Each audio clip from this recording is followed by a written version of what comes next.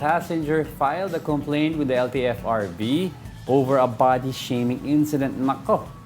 Joy Gutierrez said she was asked to disembark a jeepney for being overweight. The LTFRB said to issue a show cause order to the jeepney's operator to ask for an explanation.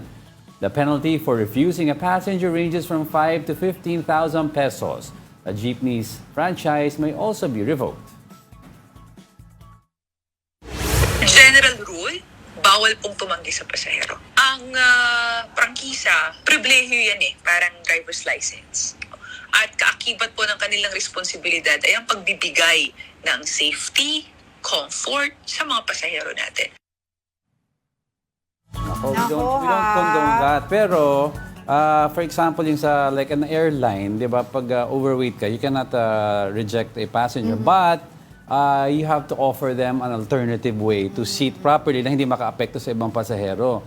Kasi usually ang ginagawa dyan, if masyadong malaki na yung pasahero, they give, sa airline they give you an additional seat na babayaran mo. So you pay for 2 seats. Diba? In this case, kung kasya naman ang pasahero na sinasabing overweight, wag paalisin. Pero kung maliit ang jeep at hindi siya kasya, for safety purposes, baka sana i-assist na lang siya to find a bigger jeepney instead of paalisin mo. Body shame siya. Kasi actually, wag naman i-body shame. Oo, kasi napanood ko yung in-interview yung mismong pasahero na supposedly na body shame nga nitong jeepney driver na sinasabi na, nung una akala daw niya, nagbibiro lang sa kanya.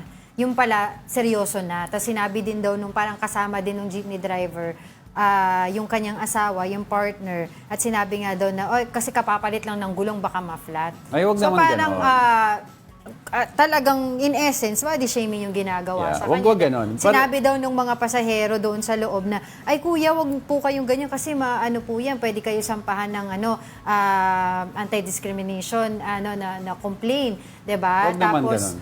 Yun yung sinabi. Tapos apparently, habang nagpa-interview nga itong si ate, yung pasahero na nagreklamo na pinapaalis ng jeepney driver, marami na rin atang mga naglutangan ng mga complaints din against this driver na apparently, ganun yung ginagawa niya. Ugali niya. Ugali niya.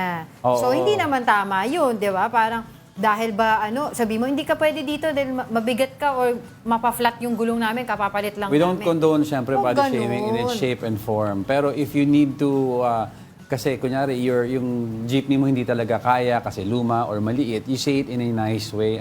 Kasi hindi po talaga kakayanin ng kotse, di ba? Pero you don't insult somebody. Grabe, also. oo. We have to take a look at this jeepney driver sa explanation. Kasi baka naman yung upbringing niya, may certain people na hindi umabot na high school, hindi naturuan masyado ng etiquette, di ba? Hindi niya alam. Let's see, but... Kawawa naman, di ba? Parang napahiya yung babae. Basta Ni-interview yun, tsaka pag makita mo siya, I mean, in It's all wrong fairness, naman. hindi naman din siya malaki na makaka-flat ng gulong ng isang No, jeepney the way it was said driver. is wrong talaga. Oo. But if I'm just saying lang, if kunyari masyadong, may mga jeep kasi na maliliit. Pero hindi, napanood ko yung No, I'm interview not saying ng tama. babae. I condone it and I don't Posibleng condone. sabihin niya nun na ewan ko lang. No, you should understand me. I don't I condone it. know. I'm just saying lang, if and when it happens, sabihin lang ng driver properly. Huwag mo yung sasabihin, mapa-flat ako kung nandito ka. Kaya nga I don't think na makaka-flat siya ng gulong yung babae. Definitely not. Sana there's a better way of treating people and talking Yes, exactly. to people. Oo. Diba? Remember yung case ng sa hotel. Diamond Hotel ba mali yun? yun. Diba? That's Sabi, totally- gasul daw. That's totally wrong. Diba? Oo. Mukhang gasul daw yung katawan. Diba? So, hindi maganda yun. Hindi maganda.